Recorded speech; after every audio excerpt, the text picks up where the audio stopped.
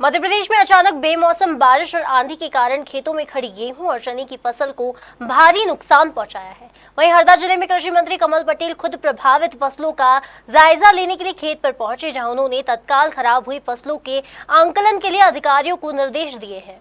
हरदा प्रवास के दौरान कृषि मंत्री कमल पटेल ने जिले में हुई ओलावृष्टि से प्रभावित किसानों से मिले और उन्हें RBC 64 के तहत राहत राशि देने का आश्वासन दिया। वहीं अधिकारियों को ओलावृष्टि से फसलों को हुए नुकसान का आंकलन कर रिपोर्ट तैयार करने के निर्देश भी दिए हैं। कृषि मंत्री ने खिरकरिया, भरंगी और हरदा में रेलवे ओवरब्रिज की स्वीकृति मिलने पर जिलेवासियों को बधाई दी और CM शिवराज सिंह चौहान और केंद्रीय रेल मंत्री का धन्यवाद किया।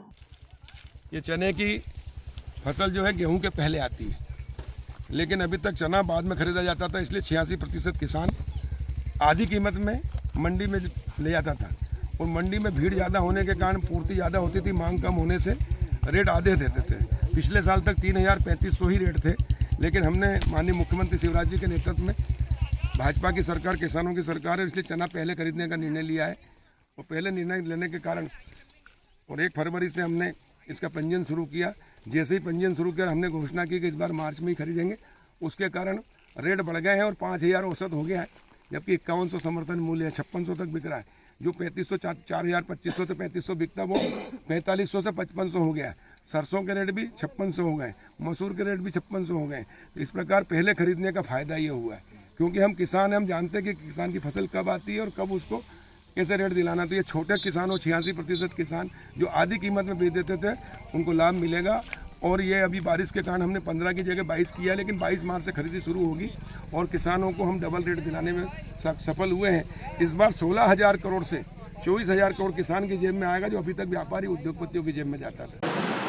तेज आंधी तूफान के साथ बारिश हुई और कई जगह ओले गिरे हैं प्रदेश में। भारतीय जनता पार्टी की सरकार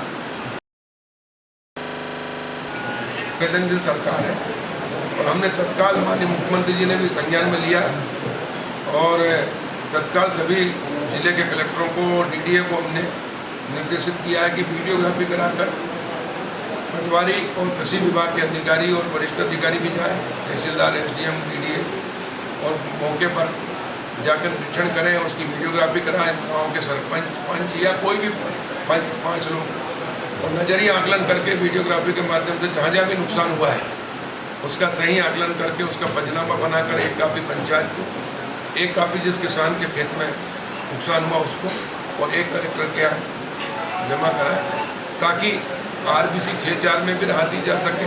और उसके बाद जब फसल कटाई का प्रयोग होगा उस समय बीमा का लाभ भी किसानों।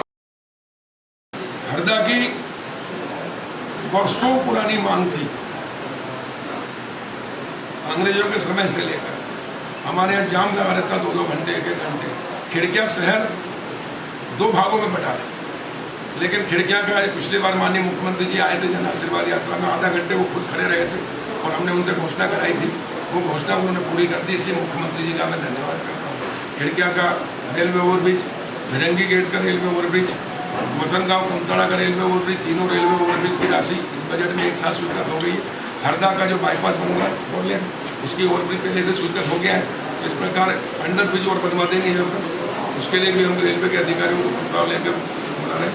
एक जो अपना अगरदा रोड है उसमें सिंगल 1 ही है, तो 2 का उसमें घोषणा कराई थी, तो वो भी काम शुरू हो रहा है। तो इस प्रकार जहाँ जहाँ भी अंडर ब्रिज की जरूरत होगी अंडर ब्रिज बना देंगे।